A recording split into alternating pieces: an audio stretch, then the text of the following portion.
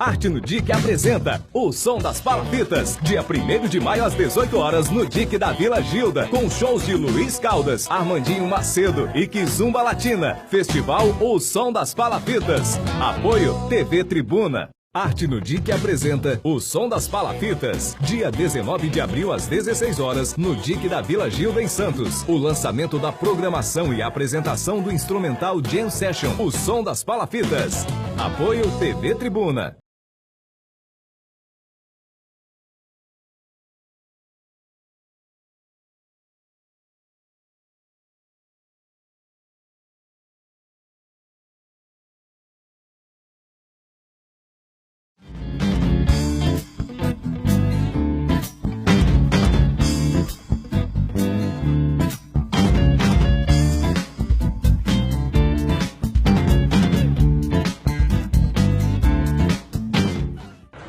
Fala pessoal,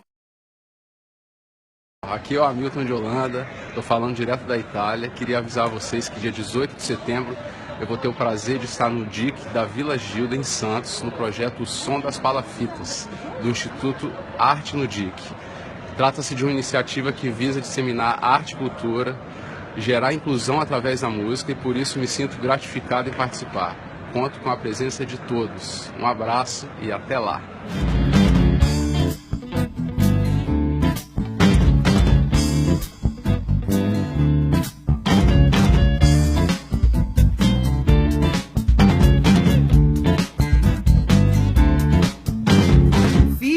Morada no mundo,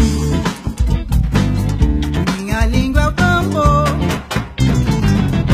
onde chego sinto a mão,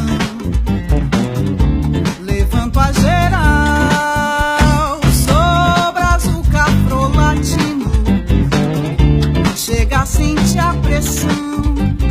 E bandaqueiro, chegou, a festa vai começar.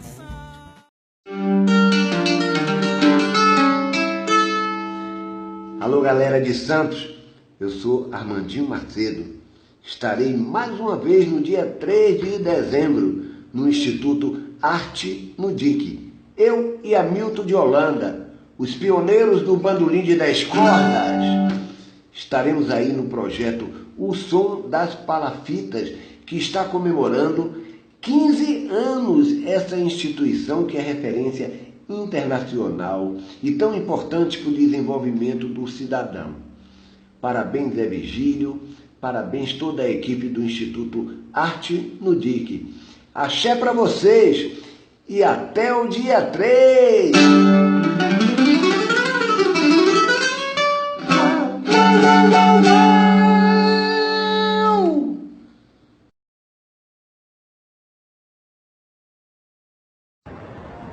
Cultura é cidadania, cultura é educação, cultura é formação.